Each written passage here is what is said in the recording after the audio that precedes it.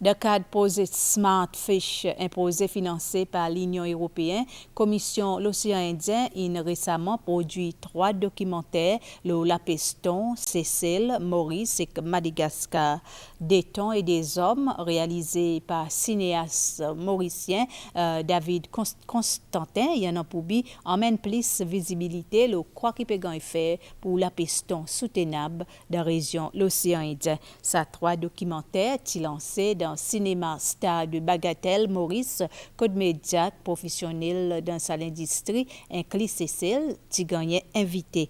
Il est important de noter que la piste dans la région de l'océan Indien, il représente environ 20% commerce dans le monde. Smartfish est un programme concerne le développement de la pêche dans l'Afrique. Ce programme, initié par la Commission de l'Océan Indien, COI, il bénéficiait 20 pays de l'Afrique, inclus Banzil, l'Océan Indien. La pêche est une activité très importante pour nos régions, surtout qui est une source de nourriture avec 16% de protéines. Et il fait l'emploi pour environ 3,5 millions de pêcheurs dans la région de l'Afrique, l'Océan Indien. Et le programme Smartfish, financé par l'Union européenne, il couvre différents produits de mer, thon, bambara, crabe, houmar, tilapia et quelques petits poissons pélagiques, daga. Mais la pêche est tout le temps une importance spéciale dans l'océan Indien. À cause simplement à cause de la mer, l'océan Indien est deuxième plus grande région de la pêche dans l'Afrique et il compte 3 billions de dollars export par an. Des thons et des hommes, il titre une série 3 documentaires lancés dans le cinéma Star de Bagatelle avec bi rendre plus visible le travail qui peut faire pour la pêche soutenable dans l'Indian Océanie. Qui aurait pu imaginer dans les années 80 que le port Victoria aux Seychelles deviendrait l'un des ports thoniers les plus importants du monde? Que la transformation du thon à Maurice serait l'un des piliers de son économie et qu'avec Madagascar, la région de l'océan Indien prendrait 25% des parts du marché européen des importations des conserves de thon.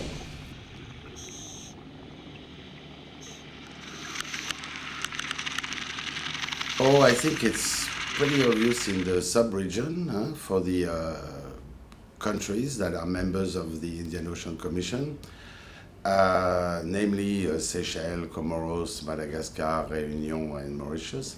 Tuna is playing a key role in the economy, especially for Seychelles and Mauritius. And it's quite important, I would say, to not only keep the discussions that we might have at the level of professionals and the administration, but also to bring some of the issues and so on to the population at large, for them to better understand the stakes and the benefits and the issues that are arising in the industry, the tuna industry. In a country like Seychelles, for example, tuna represents about 10% of the PIB, so this is very significant. I mean, and I think it's very important to share those issues with the public at large. So this was the idea of behind, I would say, making a movie on this industry.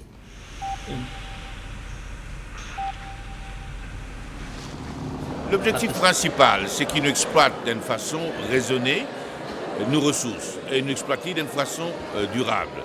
Pour cela, il y a un paquet d'éléments qui est important. D'abord l'information, la communication entre nous, l'information scientifique notamment. Nous faisons, il y a quelques années de cela, un programme qui est un programme considérable, c'est marquage de thon. Il y en a plus de 150 000 thons qui nous marquent. Et grâce à ça, l'information aujourd'hui, on a beaucoup d'informations, la manière dont thon migrer d'une région à l'autre et nous rassurer que globalement, la ressource est plutôt bien exploitée. Nous ne pouvons pas encore atteindre un niveau de surexploitation. En général, la population thon, surtout dans la mer Seychelles et le canal Mozambique, est en bonne santé. Vu que thon, il y a l'espèce poisson migratoire, il est important tout de même pour contrôler son exploitation. Un bon contrôle, c'est la quantité radio qui bateau thon est capable de servir.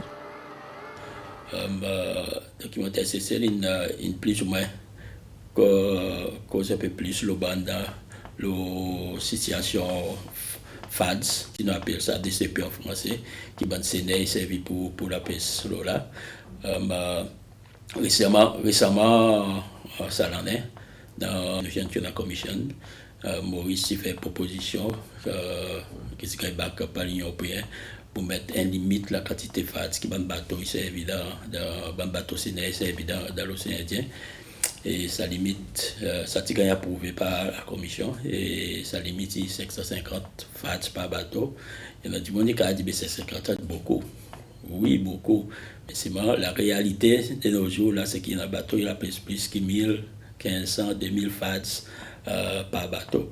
Et sa résolution, c'est qu'il peut mettre un target, un limite de la quantité de FADS par bateau à any one time, l'État de la pêche. Bonne telle rencontre entre COI, médias, professionnels et financiers de ce cas, l'Union européenne est importante si nous avons joué succès et l'industrie qui peut venir de plus en plus important pour nos régions.